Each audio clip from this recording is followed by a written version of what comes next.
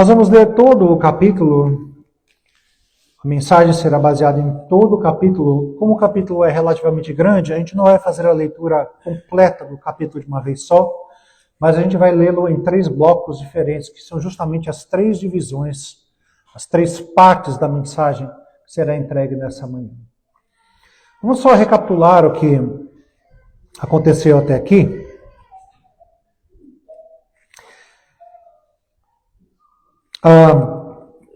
Pensando aqui, Gênesis 34, irmãos, vai revelar com muita profundidade o que acontece dentro do coração humano, a corrupção do coração humano, dentro e fora da família da aliança, família do povo de Deus. Isso mostra, irmãos, que quando o povo de Deus se aproxima do mundo sem a determinada vigilância espiritual, ele vai colher não somente contaminação, não somente dor, mas também ele vai ser tentado a responder ao pecado usando métodos também pecaminosos. E por isso, o texto que a gente vai ler nos conduz à necessidade de santidade na nossa vida, justiça, e a necessidade maior ainda de um redentor, alguém santo, que faça aquilo que Jacó não foi capaz de fazer, que faça aquilo que os filhos de Jacó não foram capazes de fazer. Então este capítulo, irmãos, é um dos capítulos mais sombrios de todo o livro de Gênesis, e ouso dizer que poucos lugares na Bíblia acontecem coisas tão terríveis quanto nesse capítulo que a gente vai ler. Por isso a necessidade de a gente deixar as crianças num outro ambiente para que a gente tenha liberdade de poder estudar esse texto aqui juntos. O que a gente sabe então até aqui? Depois daquela noite lá em Peniel, lá no Vale do Jaboque, depois da reconciliação de Jacó, tanto com Deus lutando com o anjo, quanto com Esaú, depois de chegada à terra segura, a gente espera, né? A gente poderia esperar aqui um tempo de paz, mas não é bem isso que acontece. Esse capítulo, logo depois de tantas lutas que Jacó tem, ele vai nos lançar em uma cena de crime sexual, uma cena de engano, profanação da aliança do Senhor, que era feita através da circuncisão. Vai nos mostrar um massacre de todo um povo e profunda desordem moral. Estão preparados para isso? Esse posicionamento aqui, irmãos, ele não é acidental. Esse capítulo, ele não está aqui por acaso. O texto vem logo depois aqui, de a gente ter estudado Gênesis 33, onde Jacó chega são a salvo até a cidade de Siquém, levanta ali um altar, mas Deus havia prometido para Deus que iria até Betel, não até Siquém, o lugar onde Deus havia dado para ele aquela revelação ou sonho que ele via Deus no topo da escada e anjos subindo e descendo. Vocês se lembram disso? E Jacó falou, se o Senhor me levar em segurança, me trazer em segurança, eu vou aqui edificar o altar. E era ali mesmo, você sabe por quê? Porque Betel era uma região que não era cercada de cananeus, como era Siquém, onde ele estava agora. Ou seja, Jacó e seus filhos, eles eram semitas. Então, Noé teve 3 filhos, não é? Sem, Cão e Jafé. Então, a família de Deus resolveu usar a família de Sem para preservar a linhagem santa que chegaria a Jesus. Mas, no entanto, o Cão deu origem aos cananeus, né? Um dos filhos de Cão é chamado Canaã. E por causa disso, eles eram chamados de cananeus. E a gente sabe que eles foram amaldiçoados. Quem eram esses cananeus, irmãos? Era um povo, eles se tornaram um povo terrível. Por exemplo, a cultura do estupro no meio desse povo era normal. Quando você lembra do episódio de Sodoma e Gomorra, você se recorda disso, não é? O que eles queriam? Eles queriam abusar dos anjos que Ló estava hospedando em casa. Então foi no meio daquele povo, foi ali na terra de Siquém, cercado de cananeus. Embora aquela já fosse a terra prometida, mas Jacó escolheu o pior lugar possível para se estabelecer. Cercado de cananeus. Com aquela cultura, com aquela violência, com toda aquela cara de bundão. E Deus vai usar esse episódio aqui, toda a maldade humana, para depois levar Jacó onde ele deveria chegar. Então, Deus ainda precisava chamá-lo para ele subir até Betel. Então, esse episódio aqui é um episódio terrível, mas que, no final das contas, a providência de Deus vai usar para tirar Jacó de Siquém e levá-lo para Betel. Porque se continuasse lá em Siquém, não haveria mais linhagem santa. Eles seriam completamente absorvidos, como a gente vai ler aqui no decorrer do texto. Por isso, essa narrativa ali se passa, como eu disse, Siquém. Toda aquela região era marcada por uma cultura pagã do Antigo Oriente. Casamento entre clãs podiam acontecer envolvendo negociações, pagamento de dote, alianças familiares, interesses comerciais. Todos esses elementos estão no texto que a gente vai ler agora. A honra familiar, meus irmãos, tinha grande peso social também. E o desrespeito sexual contra uma mulher trazia profunda vergonha pública e trazia uma crise coletiva. Por exemplo, os cananeus, eles abusavam dos estrangeiros. É por isso que as filhas de Ló continuaram virgens dentro de Sodoma e Gomorra, porque eles não eram considerados mais estrangeiros, e sim os da cidade, mas os anjos visitando, eles eram estrangeiros. Então, aí há uma diferença de ética, né? A ética para com os de casa e a ética para com os de fora do povo. E esse texto, então, não deve ser lido apenas à luz desses códigos culturais da antiguidade, mas ele deve ser lido, irmãos, sobretudo à luz da aliança de Deus com o seu povo. Diná, a filha de Jacó, a filha que vai ser estuprada, não é apenas uma moça numa sociedade patriarcal, ela é filha da casa da promessa. Tenha isso em mente. Siquém, o lugar onde eles estavam, não é apenas o rapaz que a estuprou, não é apenas um jovem impulsivo, ele é um cananeu que viola a santidade de uma família separada por Deus. E os filhos de Jacó não são meramente irmãos indignados, são membros da linhagem da aliança, que deveriam agir sob o temor do Senhor, mas eles respondem de modo carnal e sanguinário. Essa aqui, irmãos, é uma história onde não há mocinhos. Não é uma história, um filme que você vai assistir, que você possa dizer, essa parte está certa, aquela parte está errada. Você tem ali povo de Deus e mundão, todo mundo agindo muito mal. Por isso a gente vai dividir esse capítulo em 3 partes diferentes. No versículo 1 a 7, a gente vai ver o estupro de Diná e a dor que isso causa a Jacó e a sua família. Na segunda parte, dos versículos 8 a 24, a gente vai ver a proposta dos cananeus para resolver o problema e como os filhos de Jacó vão usar de astúcia, de enganação, vão usar do próprio sacramento criado por Deus, que era a circuncisão, para poder enganar aquele povo. Em terceiro, dos versículos 25 a 31, a gente vai ver a vingança cruel dos filhos de Jacó e como o colapso moral que é revelado em toda essa circunstância. Vejam que, irmãos, a beleza daqui do texto, né, se a gente pode falar disso, não suaviza a dureza do texto. E pelo contrário, irmãos, a sobriedade de Moisés, aqui o narrador de todos esses fatos, torna tudo ainda mais grave. Porque aqui não há sentimentalismo, não há embelezamento de uma situação. Isso mostra, essa é mais uma prova do porquê a Bíblia é inspirada. Porque ela não carameliza ninguém, ela não ensaboa o pecado, mas ela traz toda a crueza, toda a maldade, mostra a realidade da maldade do ser humano. Moisés aqui simplesmente está expondo toda a feiura do pecado humano. E, irmãos, à primeira vista aqui, esse capítulo, ele parece ser um capítulo meio que entre parênteses, né? Olha o que o caso que aconteceu aqui paralelo, quase desconectado da história da redenção que está sendo aqui contada. Mas isso aí, irmãos, não se deixe levar por isso, isso é um engano. O texto é importante porque ele revela que a linhagem eleita, o povo de Deus, ele não é moralmente superior a ninguém. A família da promessa, ela continua necessitando da graça santificadora de Deus. A eleição divina não elimina a realidade da corrupção que continua no coração do povo de Deus. Ao contrário, a maneira de Deus tratar o povo vai revelar, expor essa corrupção.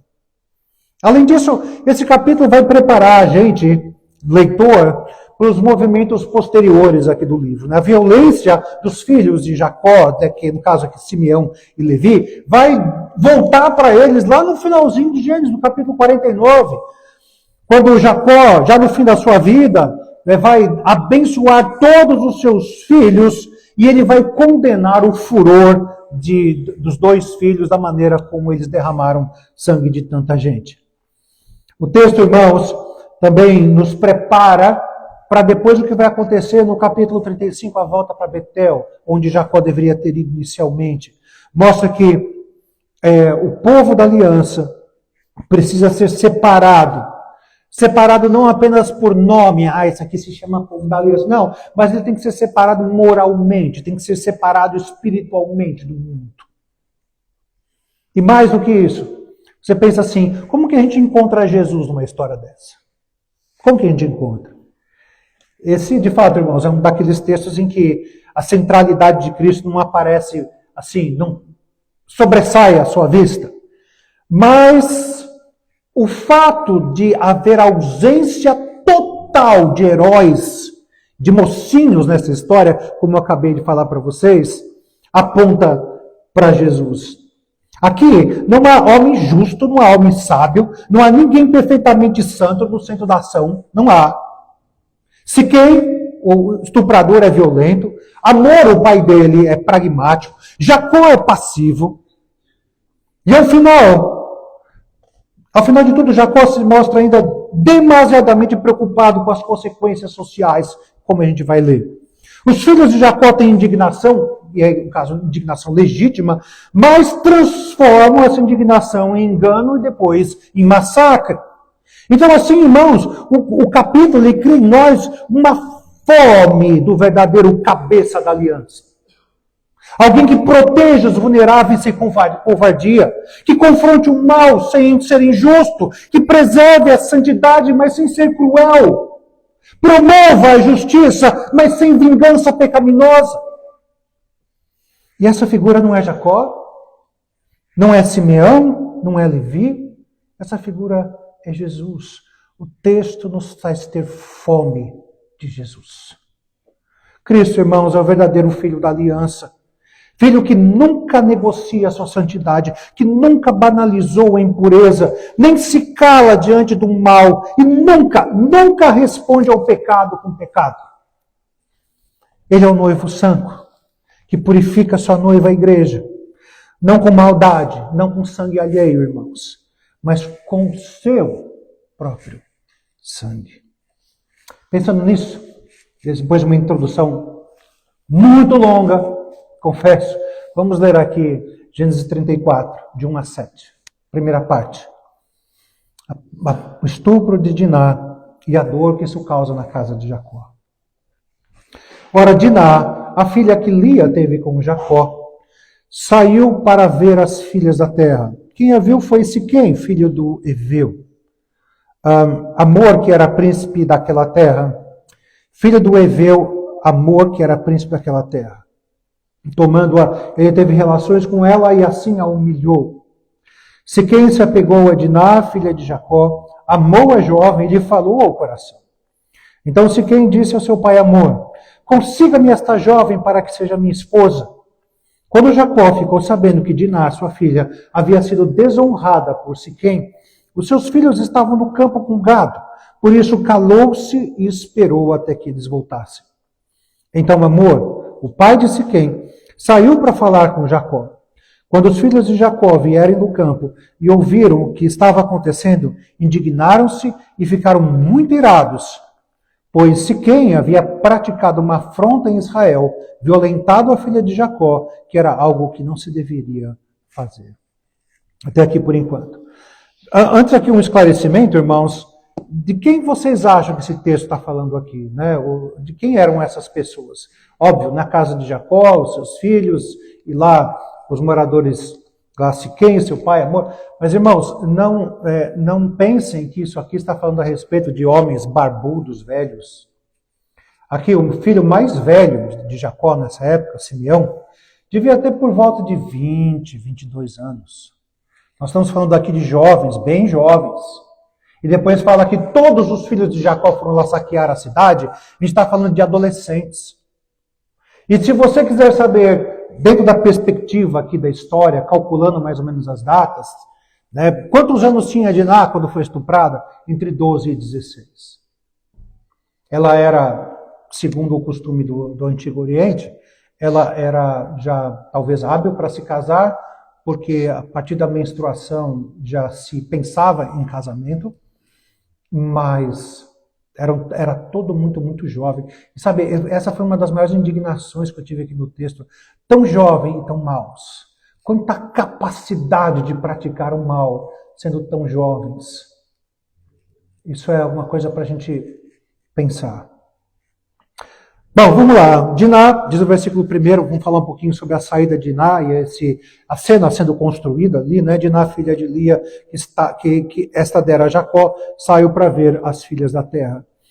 Bom, o texto começa com um movimento, né, aparentemente simples aqui, né? Diná sai para ver as filhas da terra. E essa observação que Moisés nos traz, introduz aqui o contato entre a casa da aliança, o povo da aliança, e o ambiente cananeu. Primeira vez. E é importante dizer com clareza, irmãos, com muita clareza, o texto não autoriza qualquer forma de culpabilização de Diná pela violência que ela sofreu. Não. Ok? Aliás, aproveitando que só estamos adultos aqui, ainda que uma mulher esteja nua na frente de um homem, ela não pode ser responsabilizada se ela for violentada.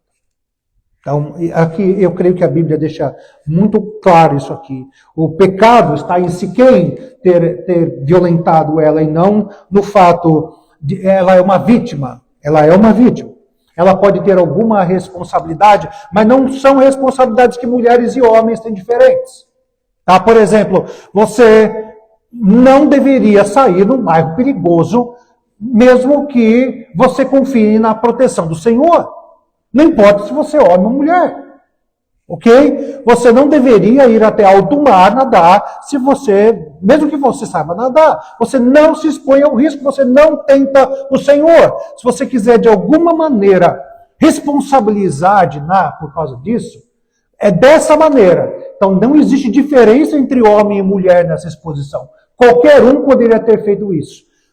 Nós, jovens e pais de jovens, precisamos alertar os nossos filhos, tanto mulheres quanto homens, de que eles precisam tomar cuidado e que o mundo é mau mesmo. Não se exponha, não tente ao Senhor para que Deus te dê alguma espécie de livramento.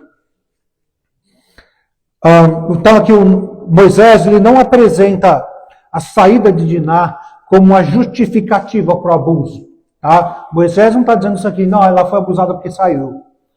Ele está mostrando apenas o contexto no qual essa agressão aconteceu. Mas ao mesmo tempo, meus irmãos, esse versículo apresenta uma relevância teológica, porque essa expressão aqui, filhas da terra, sugere uma aproximação com a sociedade dos cananeus. O Moisés aqui ele já começa a indicar que existe uma tensão entre a identidade do povo da aliança e a influência do ambiente ao redor desse povo. Há uma tensão. Você vai ver isso com muita clareza nos motivos que levaram a Deus a derramar o dilúvio. Vem dos filhos dos homens, que eram muito formosas as filhas, os filhos de Deus, que eram muito famosas as filhas dos homens, tomaram para si mulheres daquelas que mais lhe agradavam. Então você percebe que há uma diferença de dinastia, uma diferença de genealogia. Existem os descendentes de Adão e existem os descendentes de Caim, no capítulo 5 de Gênesis. Então o versículo 2 diz aqui o ato de Siquém, né, o estupro em si, a humilhação de Diná. Versículo 2, Siquém, vendo-a, tomou-a, deitou-se com ela e a humilhou.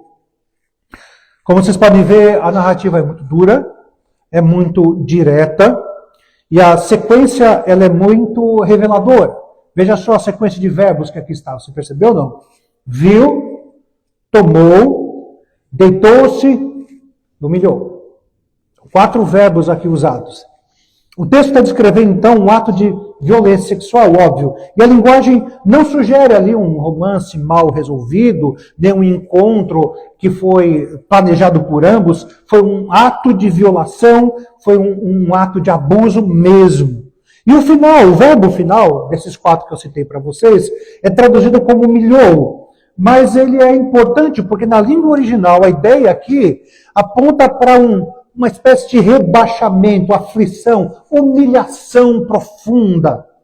E mais adiante, você vai ver no versículo 7, esse ato vai ser chamado de loucura em Israel.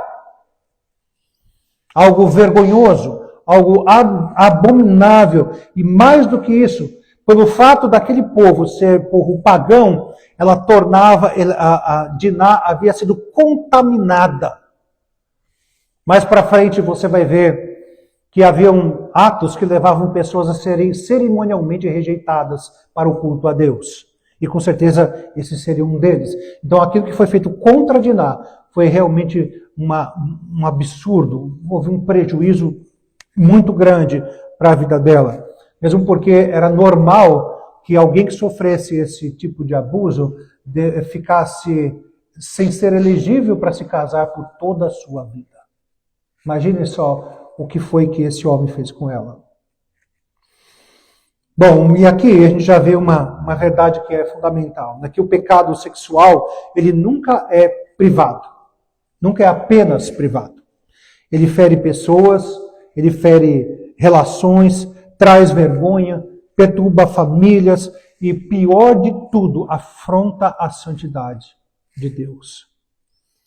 E aí nós vemos uma espécie de um plot twist aqui, né? Por quê? Porque no versículo 3 diz que o seu coração, disse quem? Se apegou a Diná e amou a moça e falou ao coração dela.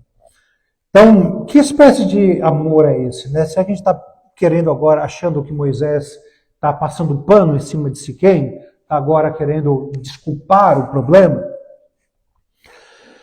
Esse texto, irmãos, ele mostra de maneira profundamente realista sobre o que é o pecado humano.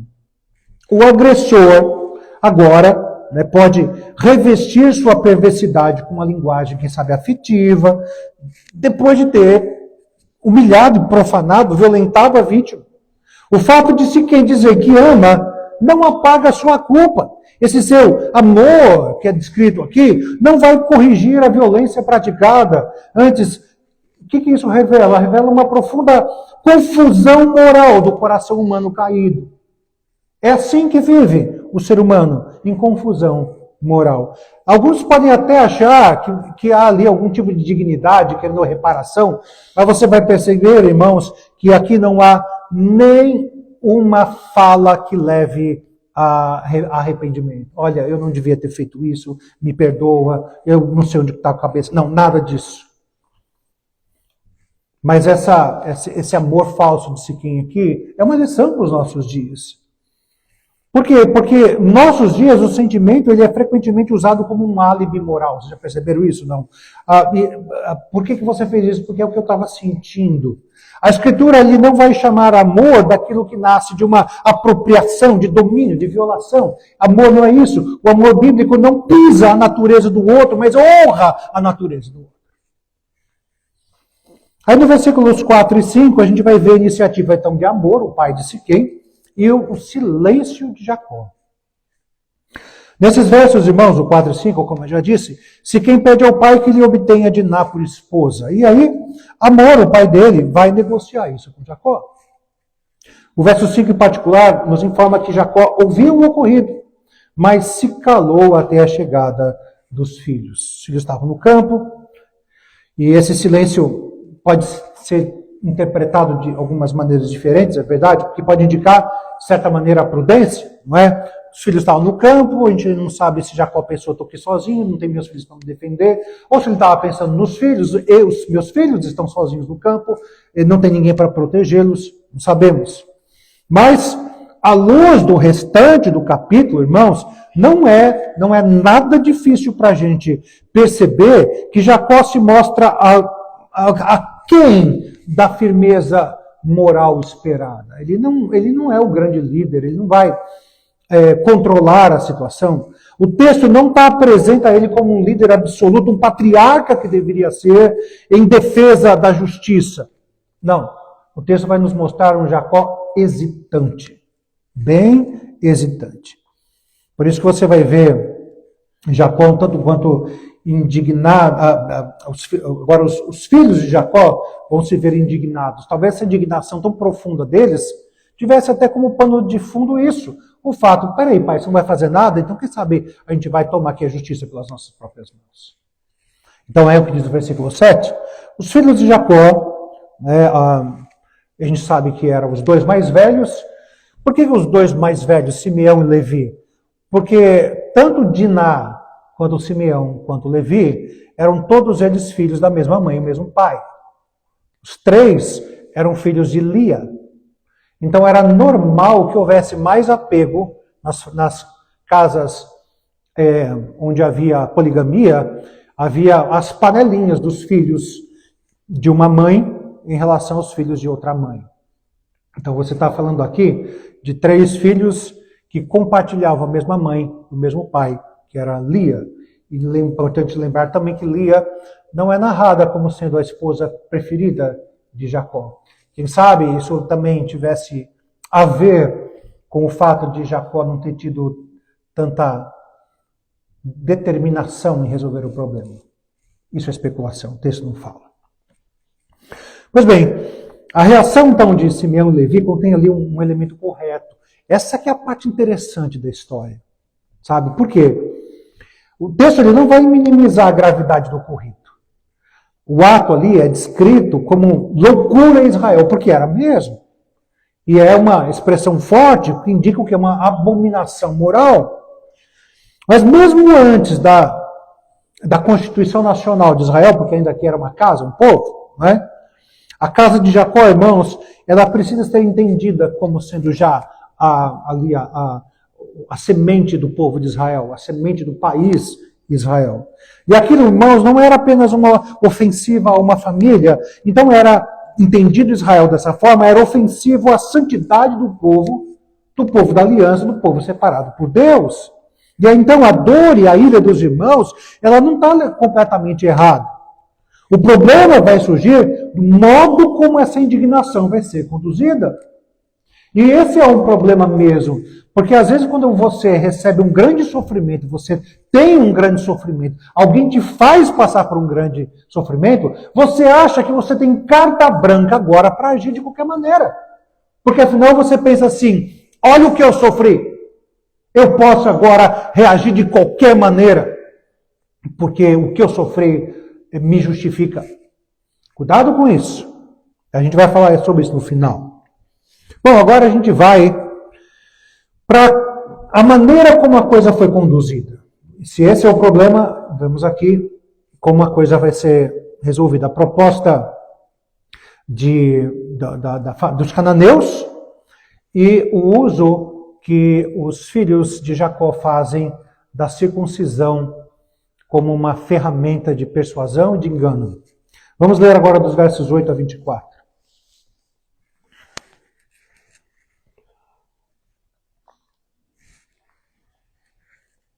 Mas Amor, o pai de Siquém, falou com eles, dizendo, estão lá no começo da negociação, Amor está na casa de Jacó.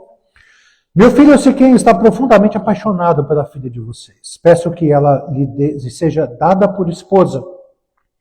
Tornem-se nossos parentes. Deem as filhas de vocês para nós e vocês tomem as nossas filhas. Vocês habitarão em nosso meio, a terra estará ao seu dispor. Morem nela, negociem e adquiram propriedades. E o próprio Siquém disse ao pai e aos irmãos de Diná, que eu obtenha esse favor diante de vocês e lhes darei o que me pedirem. Aumentem muito o dote de casamento e as dádivas, e darei o que me pedirem. Dê-me, porém, a moça por esposa.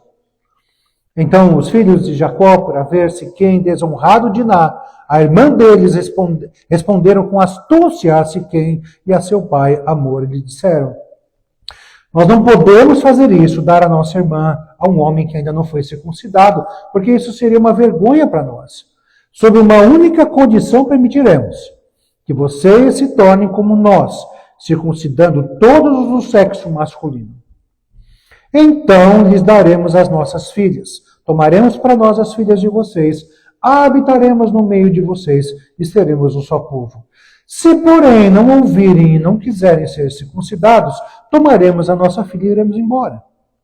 Tais palavras agradaram a Amor e a Siquém, seu filho. O jovem não tardou em fazer o que lhe foi solicitado, porque amava a filha de Jacó e era o mais honrado de toda a casa de seu pai. Assim, Amor e Siquém, seu filho, vieram ao portão da sua cidade e falaram aos homens da cidade. Esses homens são pacíficos em relação a nós. Portanto, deixem que morem na terra e negociem nela. A terra é bastante espaçosa para contê-los. Vamos tomar as filhas deles por esposas e dar também as nossas filhas a eles. Mas eles só concordarão em morar conosco, tornando-nos um só povo, se todos os homens em nosso meio se deixarem circuncidar, como eles são circuncidados. Não é verdade que o gado, os bens e todos os animais deles serão nossos? Portanto, vamos concordar, e eles ficarão morando entre nós. E todos que saíram do portão da cidade deram ouvidos a Amor e a Siquém, seu filho, e todos os do sexo masculino foram circuncidados, todos os que saíram pelo portão da cidade. Então vemos aqui, irmãos, do verso, primeiro subdivisão aqui, do versos 8 a 11, a negociação de amor, né? Mais uma vez, paz, mas sem nenhuma manifestação de arrependimento. Bom, Amor e Siquém falaram a Jacó. E é muito importante aqui que em todo esse discurso não há confissão de pecados. Como eu disse, não há arrependimento, não há reconhecimento da violência cometida. Há o quê? Há uma proposta de casamento, há uma oferta econômica, há uma proposta de convivência, uma promessa de convivência, de comércio, de integração, mas não há quebrantamento. Percebam isso. Amor, então, aqui, o pai de Siquém, praticamente transforma um crime em uma oportunidade comercial. E o tom dele, percebam, é pragmático. É alguém que quer ter resultados da proposta, da negociação. Vejam quais são as 4 propostas aqui. Habitem conosco, negociem na terra, tome nossas filhas, dê-nos as suas filhas. É isso. Ou seja, a proposta vai muito além de resolver o caso de Diná. Muito além. Ela quer incorporar a família de Jacó à estrutura social dos cananeus. Na verdade, quer a assimilação deles. E se você não está percebendo, isso significa dizimar o povo de Deus. O povo da aliança. Então, o que a gente vai ver em seguida aqui? Que isso esse apelo econômico, de fato, mas é o perigo da assimilação. Porque o discurso de amor, ele é social, é político, é econômico. A terra é boa, os negócios podem crescer ainda mais, as famílias podem se misturar, o patrimônio pode ser expandido. E o caso moral, o estupro, ele vai ser simplesmente engolido pelo utilitarismo. Completamente. Não se fala mais aqui de uma mulher ferida, uma menina ferida. Está se falando em dinheiro, em lucro. Que absurdo, não é? E às vezes, é por isso que às vezes a gente tem a tendência de olhar aqui para Amor e Siquém e falar assim, uau, no final das histórias eles eram mais dignos do que o povo de Israel. Talvez, não pego completamente isso de mente, não. Mas, irmãos, por outro lado, o mais forte é isso. Um caso de violência contra uma adolescente agora é transformado numa oportunidade de lucro. Então não pensem aqui em Amor, em Siquém, como sendo alguém cheio de virtudes, não. Não pensem. Esse padrão aqui, irmãos, que a gente está vendo, que eu acabei de falar, ele vai reaparecer ao longo de toda a história bíblica, irmãos. A sedução do mundo raramente vem inicialmente em forma de perseguição, de agressão, sabe, brutalidade. Raramente a perseguição do mundo começa desse jeito. Muitas vezes, e ouso dizer na maioria das vezes, vem em forma do quê? De conveniência, de comércio, relacionamento, integração, aparente normalidade. Vamos ficar mais juntos, sabe? Vamos se misturar. Mas o custo disso, irmãos, é a diluição da nossa identidade como crentes. É acabar com a nossa identidade cristã, com a nossa fé.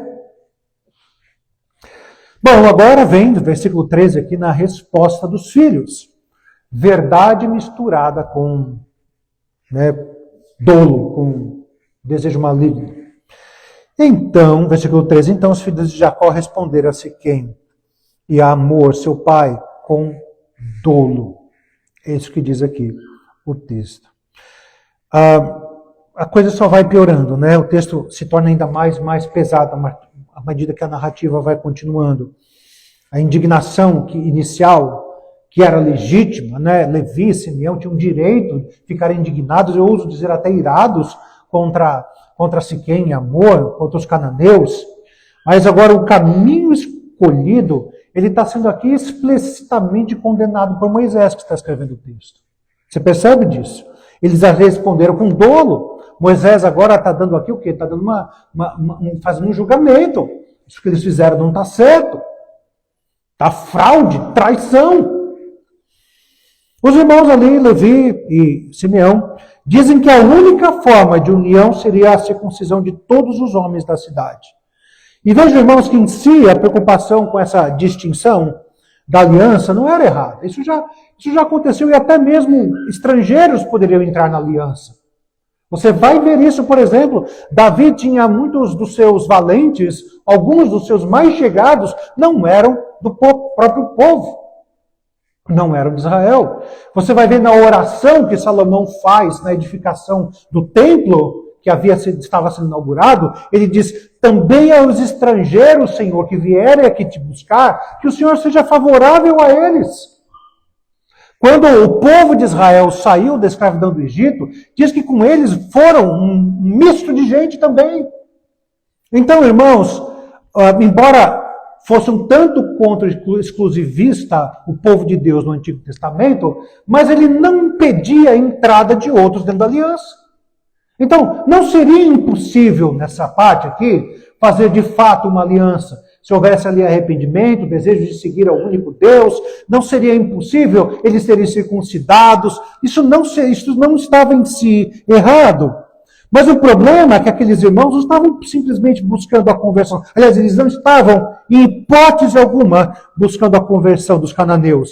Nem que eles se submetessem verdadeiramente ao Deus da aliança. Eles estavam usando o sinal da aliança, o sinal sagrado da aliança, como instrumento de vingança.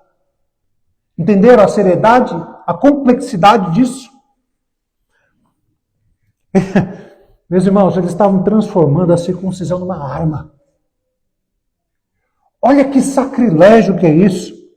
O sinal da promessa, agora ele está sendo instrumentalizado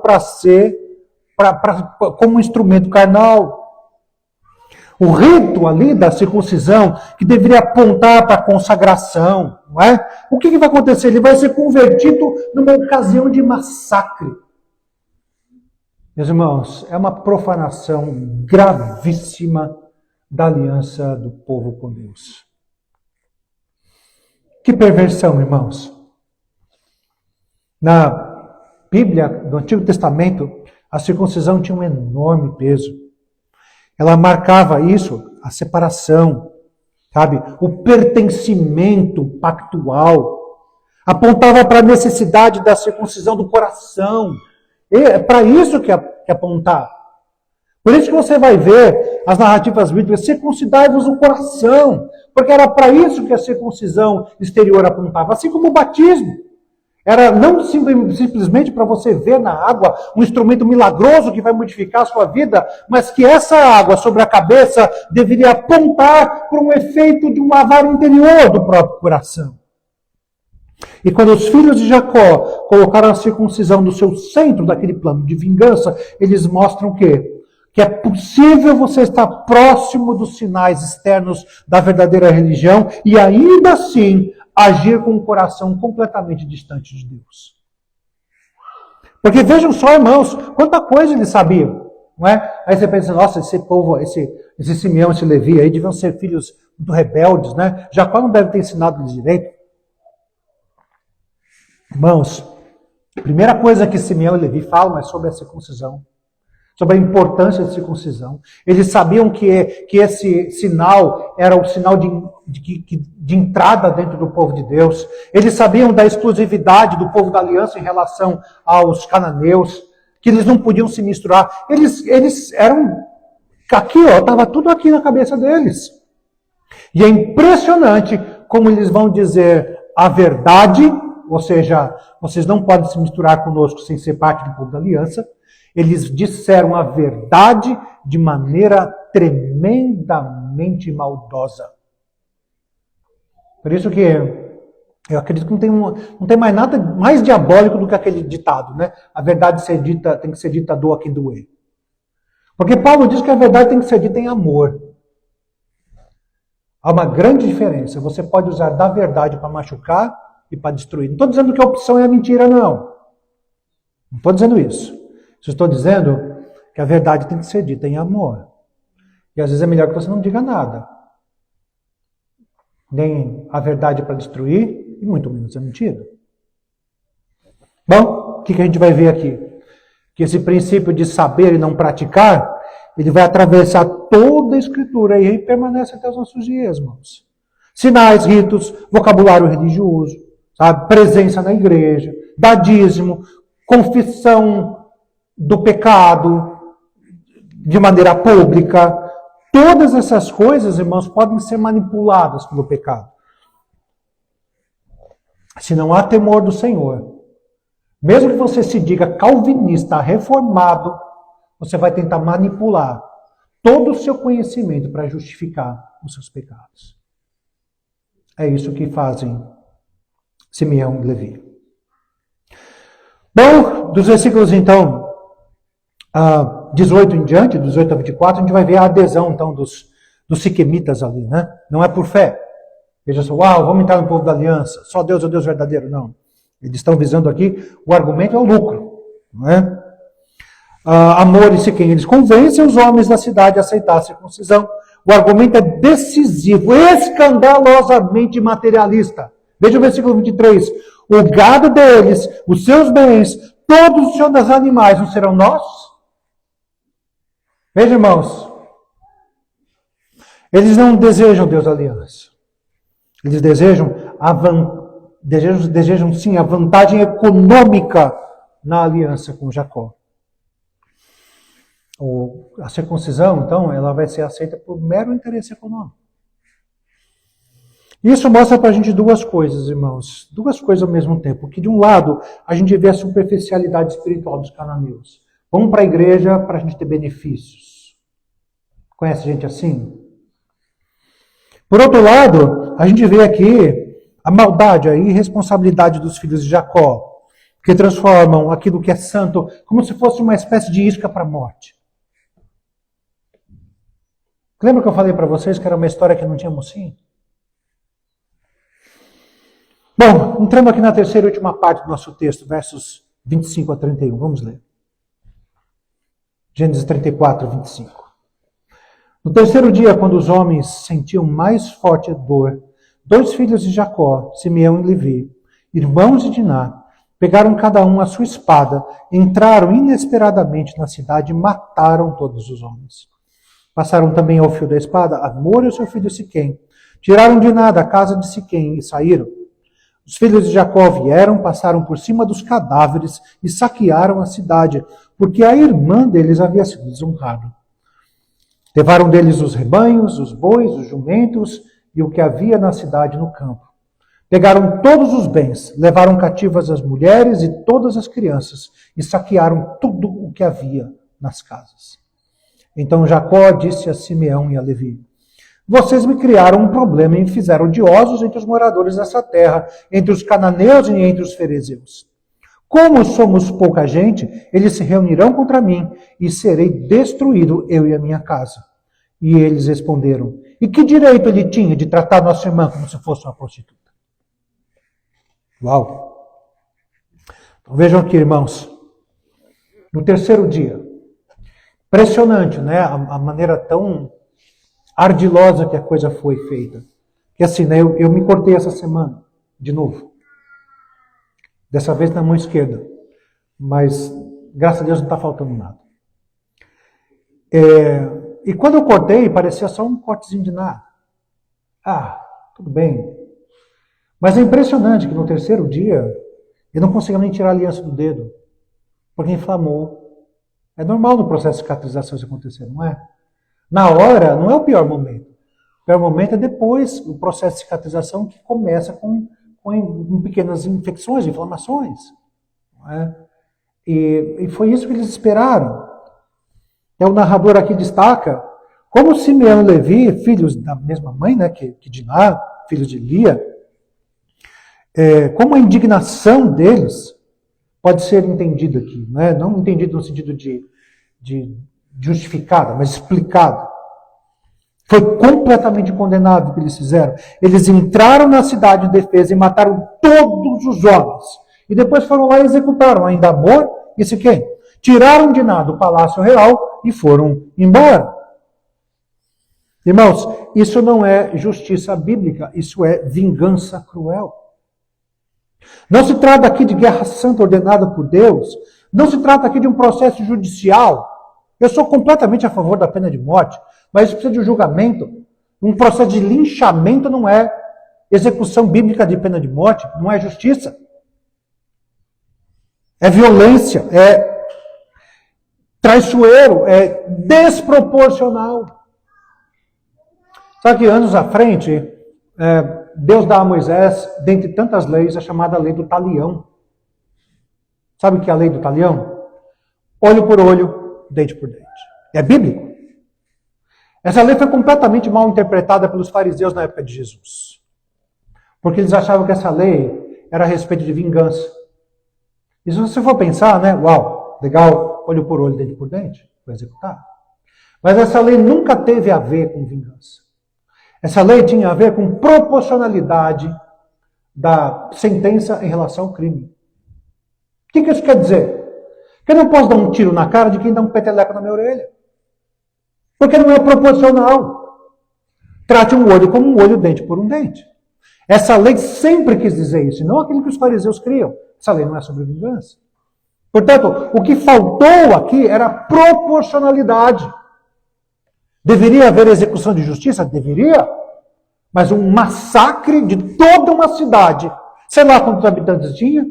Milhares, centenas, não sei. Mas o fato é de que todo mundo ali foi morto por causa do crime de um homem. Ele deveria responder em justiça. Não foi proporcional. Os versículos 27 a 29, né, mostra aqui a extensão do pecado, né? O saque, a pilhagem do bem de todo mundo. Porque até então o problema era os dois filhos mais velhos, Simeão e Levi. Agora, Jacó, que até então tinha 11 filhos homens e uma filha mulher, pelo menos uma filha que é narrada, não nos é narrada mais do que ela, acredito que se ele tivesse mais filhas, elas teriam entrado aqui na narrativa anterior. Todos eles vão lá. E como eu disse, não é? Se Simeão e Levi tinham por volta dos seus 22, 20 anos, quantos anos não tinham os mais novos? Imagina só, os dois irmãos mais velhos falando para os meninos, vamos lá meninada, vamos lá, depois que a gente matou todo mundo, vamos com a gente, que vocês vão ficar ali saltando os cadáveres para vocês procurarem coisas de valor. Adolescentes, meninos. Vamos lá saquear os bens, tomar os rebanhos, levar as mulheres e as crianças cativas. Sabe, irmãos, o ato ele não é mais uma questão somente de vingança por causa do que havia acontecido com Diná. Isso se tornou um episódio de, desapropriação generalizada, espoliação generalizada. Isso revela como a ira carnal facilmente ele extrapola o ponto da suposta justa causa, entendeu? Da causa justa. Facilmente vai sair desse plano para se converter num pecado cada vez maior, cada vez mais expansivo. Por isso, principalmente o crente que se convence de que a sua indignação autoriza ele a cometer qualquer atrocidade em nome de uma de uma justiça, ele está completamente equivocado. Mas aí a gente vê o que? Aqui a gente vê a reação de Jacó. Qual é a reação de Jacó? Olha o que vocês fizeram comigo, estou perdido. Versículo 30. Vocês me puseram em apuros, fazendo-me odiosos entre os moradores dessa terra. Porque vejam, irmãos, tentando evitar um problema, eles entraram em outro. A indignação deles e a ira deles em relação a Diná não era só por causa de Diná, que eu imagino que seja a pior de todos, o pior problema.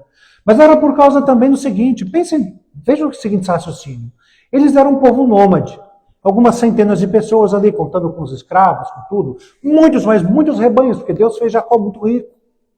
Imagina só a maneira como essa notícia iria se espalhar, tentando entrar aqui na cabeça dos irmãos, né, se eles não tivessem feito nada. Foi lá Siquém, foram lá os cananeus, estupraram a filha do patriarca, do chefão do clã, e ficou por isso mesmo. O que você acha que os outros povos poderiam pensar? Vamos lá então, eles são um povo fraco. Aliás, não foi exatamente isso que Siquém e Amor disseram na cidade. São um povo pacífico.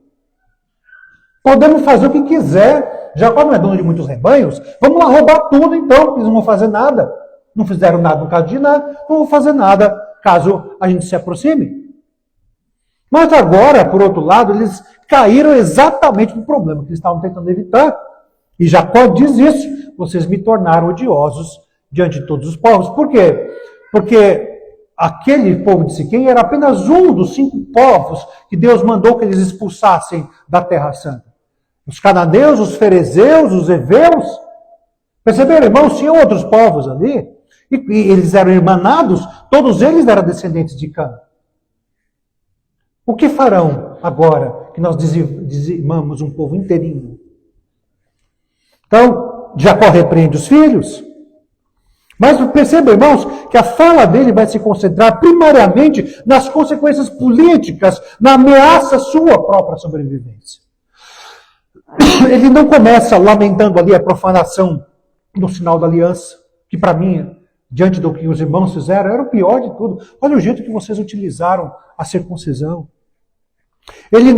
Jacó não está ali condenando abertamente a crueldade do massacre deles, não está condenando ali a maneira como eles agiram.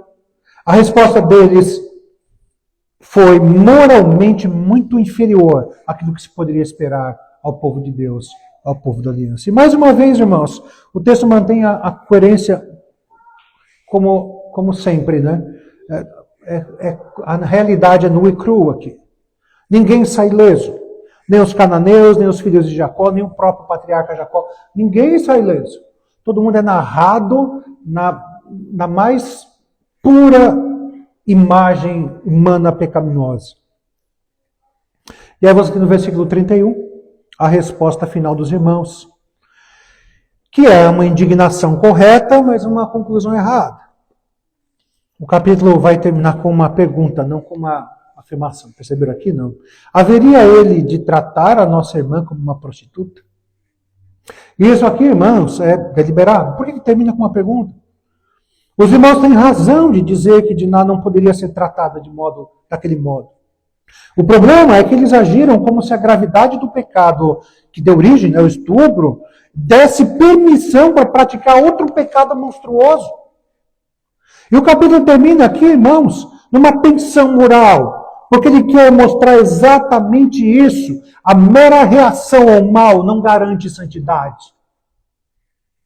É possível você estar certo quanto à gravidade de uma ofensa e completamente errado no modo de você enfrentá-la. Vejam como esse texto nos revela muita coisa, irmãos. Primeiro, pensando aqui de implicações doutrinárias desse texto. Primeiro, a depravação humana, ela alcança todos os lados da cena. E aqui, Gênesis 34 é um retrato contundente da doutrina que nós cremos. É uma doutrina isso reformada, calvinista, sobre a corrupção humana. Os cananeus aqui, eles aparecem na sua impureza moral, mas a casa da aliança, o povo de Deus, também aparece em uma desordem interior. Não são exemplo, não. A eleição não significa impecabilidade. A graça soberana de Deus nunca deve ser confundida com a superioridade moral intrínseca dos eleitos. Sabe, irmãos, nós não somos santos. Nós somos capazes de fazer muita maldade. O segundo ponto doutrinário que eu vejo muito importante aqui é que a santidade da aliança da igreja com o Senhor Jesus Cristo não pode ser tratada de maneira vazia. O uso que eles fizeram aqui da circuncisão como instrumento de vingança ensina para nós quanto terrível é profanarmos as coisas santas de Deus.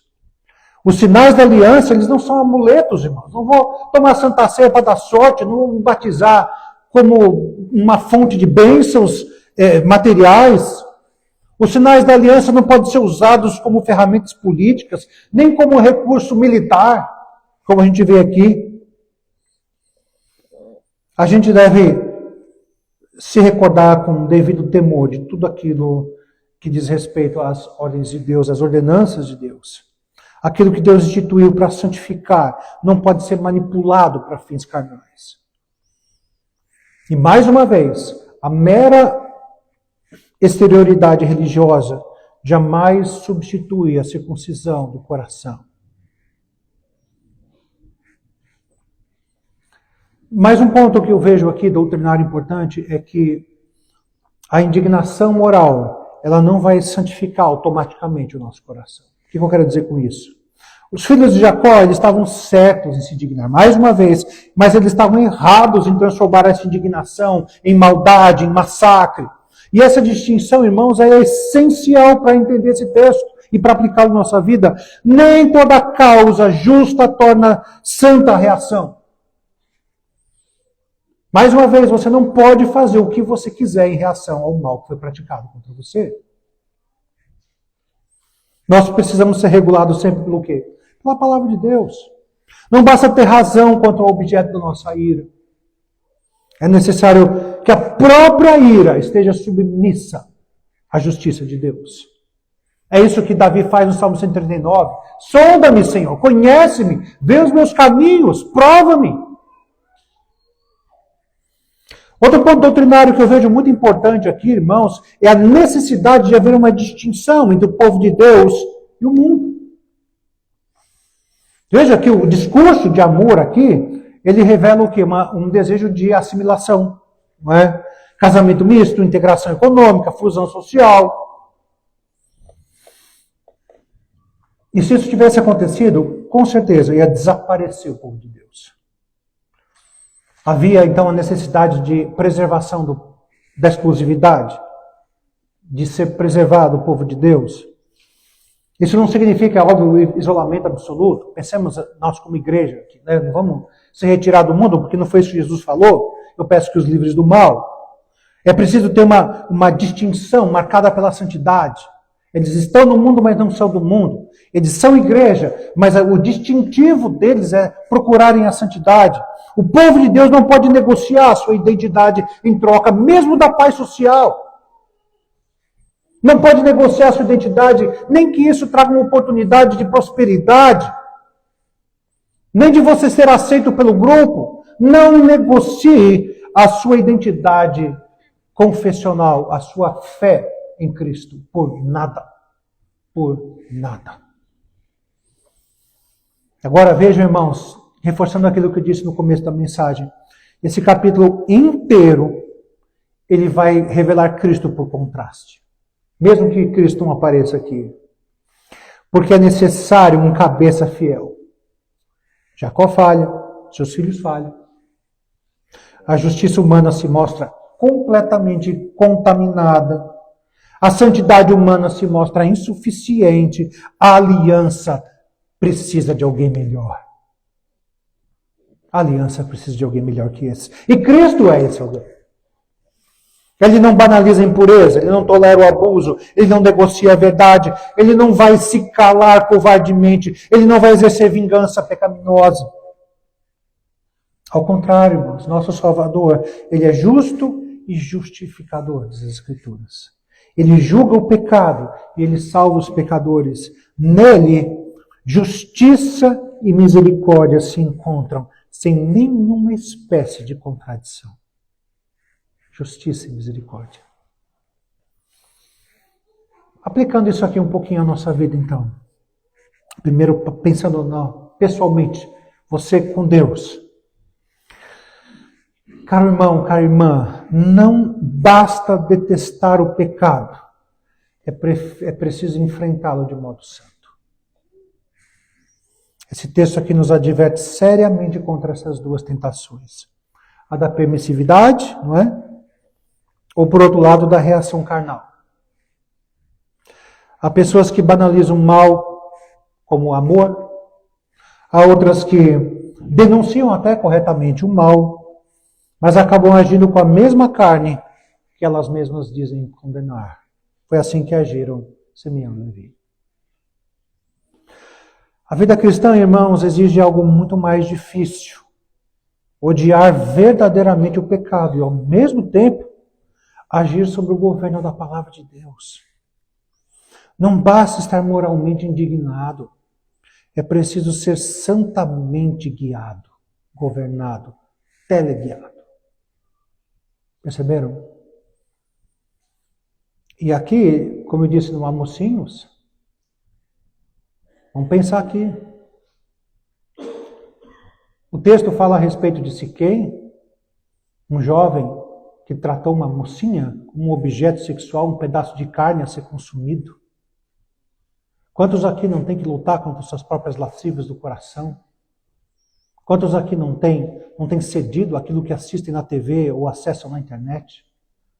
Quantos aqui não banalizam a relação sexual? Ou então pensam que mulher pode ser um objeto a ser consumido?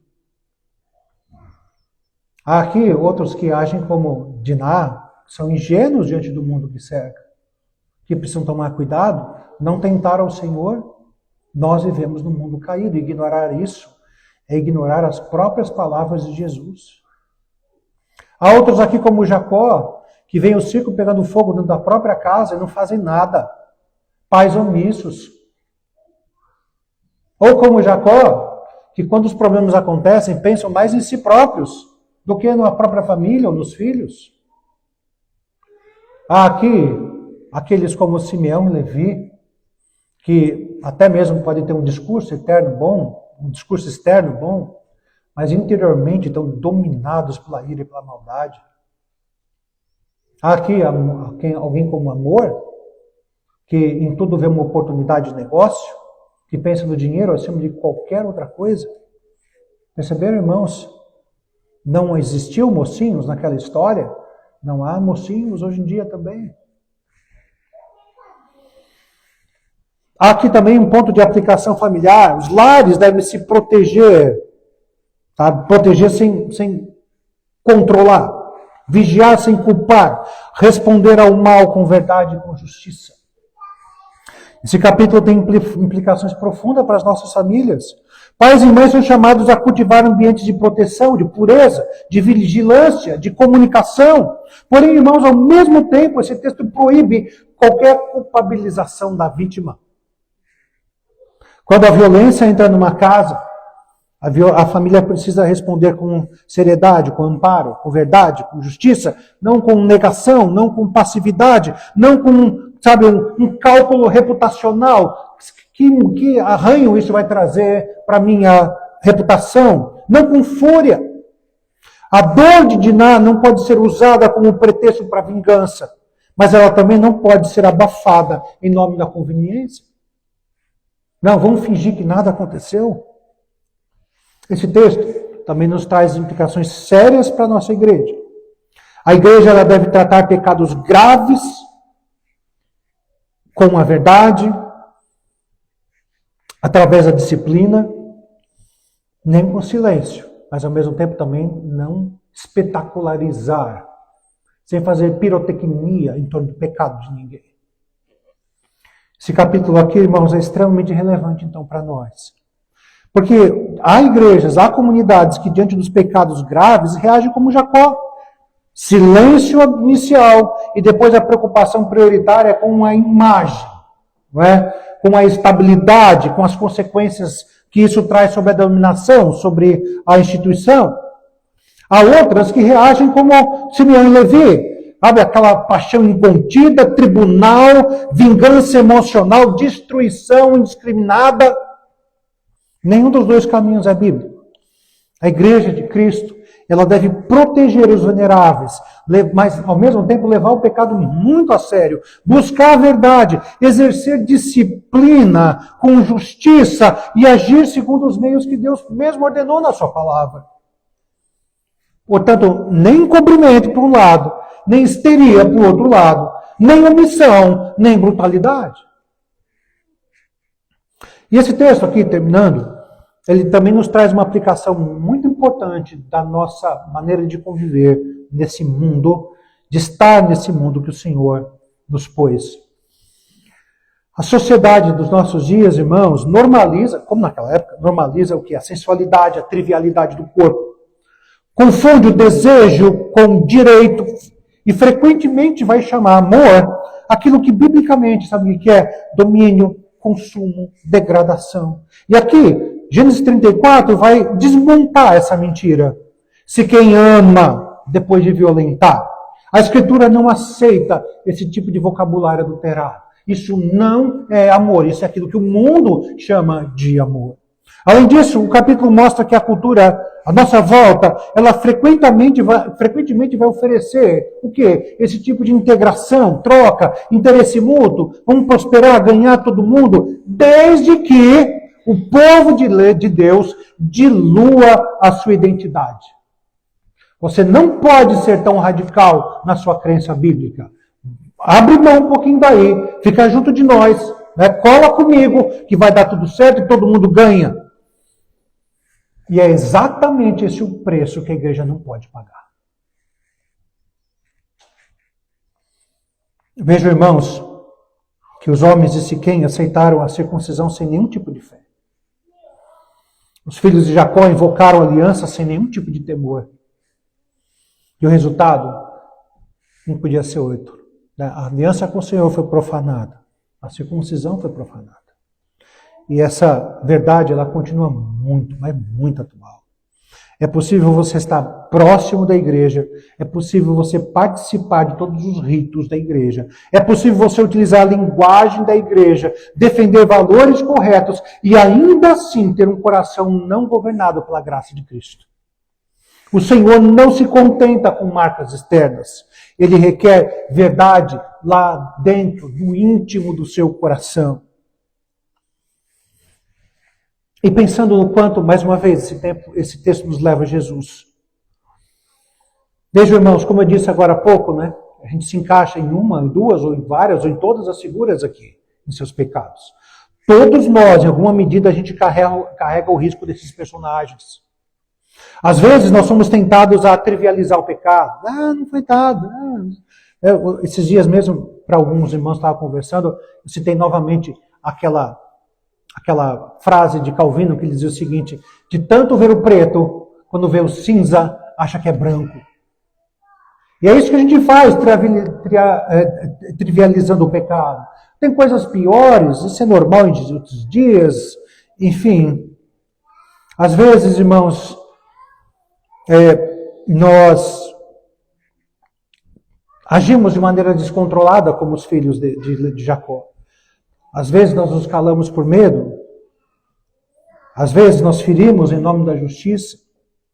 Por isso esse capítulo nos empurra até chegarmos em Jesus. Precisamos de perdão por nossa passividade. Precisamos de perdão por nossa ira pecaminosa, pelo uso indevido das coisas santas. Precisamos de redenção por termos assimilado o mundo, por termos falhado em proteger e amar corretamente o povo de Deus. Esse texto aqui, irmãos, concluindo aqui, ele não nos foi dado para satisfazer curiosidade, que seria muito mórbida uma coisa dessa, não é? Mas nos foi dado aqui, colocado aqui, para instruir a igreja de como agir de maneira séria. Ele é um texto duro, é verdade, e exatamente por causa disso que ele é necessário. Veja o que nós aprendemos aqui, irmãos. O pecado sexual é grave, é humilhante e destrutivo. Aprendemos que a dor legítima pode querer nos dar argumentos para agir de maneira agressiva e pecaminosa também. Aprendemos que a religiosidade externa, ela pode ser profanada e até mesmo instrumentalizada. Podemos, inclusive, usar o nosso conhecimento que temos nas Escrituras para a destruição. Satanás fez isso. Aprendemos que o povo da aliança não deve confundir a proximidade cultural com segurança espiritual. Nossa segurança não vem de estarmos tudo bem com o mundo, mas vem de Cristo, do Senhor que nos sustenta. Aprendemos que a mera indignação contra o mal não torna automaticamente justa a nossa resposta. Tudo isso, irmãos, tudo isso. E acima de tudo, o capítulo nos mostra que não há herói aqui em Siquém. Não há herói. Jacó não basta, seus filhos não bastam, a cidade de Siquém certamente não basta, a própria família da promessa ainda está marcada por fraqueza, por omissão, por dolo, por violência. O texto aqui ele prepara nosso coração para olhar além deles, além desses personagens. Ele nos conduz a Cristo. Cristo é santo que não negocia com o pecado, mas também não age com o pecado. Ele é o justo juiz e redentor perfeito. Ele não profana os sinais de Deus, ele cumpre os sinais de Deus. Ele não encobre a pureza, ele purifica a sua noiva. Ele não responde ao mal com dolo, ele vence o mal com santa justiça, assumindo em si mesmo o juízo que o pecado merece. Por isso, a exortação final, meus irmãos, dessa manhã. Queridos, abandone toda a cumplicidade com o mundo. Não banalize a impureza. Não use a sua indignação como licença para pecar. Leve a santidade de Deus a sério, tratando o mal com verdade, justiça e temor. Refugie-se em Cristo, o único capaz de purificar a sua casa, a sua consciência, a sua ira, a sua dor e a sua vida. Somente Cristo. Somente em Cristo a igreja aprende a ser santa sem crueldade.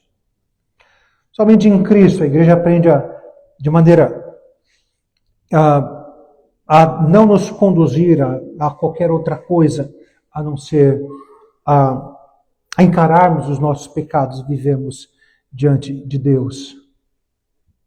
Que Deus abençoe você. Se você se viu em algum personagem, ou se você se vê em alguma dor, que o Senhor sare, que o Senhor cure, que o Senhor ministre sobre si a palavra que ao mesmo tempo ela consola e que exorta. Que o Senhor nos abençoe. Vamos ficar de pé, vamos orar.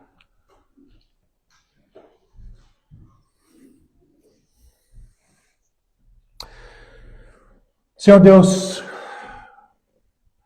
que bom saber, Pai, que aquilo que não é possível ao homem é possível ao Senhor. Que se nós não somos capazes de sermos um padrão perfeito, nosso Redentor é, e Ele assumiu sobre si a culpa. Ele derramou seu sangue. E de fato, Senhor, se essa mensagem não entrar profundamente em nosso coração, nós é que teremos vontade de derramar sangue. Quer seja o nosso próprio, achando que podemos te agradar com isso, ou na nossa ira, queremos derramar o sangue do outro. Mas que o verdadeiro sangue, o puro, o perfeito, possa ser continuamente vívido em nosso coração e mente. Que a cruz faça a diferença, não só para perdoar ou para sarar memórias e feridas, mas seja suficiente também para aplacar todo o mal que ainda existe em nós. Que sejamos, Senhor, pelo menos verdadeiros conosco mesmos, chamando o pecado de pecado, sem querer disfarçar, sem querer negociar. Que possamos, uma vez que encaramos a nua e crua realidade de quem de fato somos, buscar desesperadamente a cruz, para que nela encontremos o verdadeiro Redentor, que jamais poderia ser eu mesmo. Abençoa aqui a cada um, Pai. Consola e exorta. E que o Senhor nos faça aprender muito com esse texto. Em nome de Jesus. Queridos irmãos, que a graça do nosso Senhor e Salvador Jesus Cristo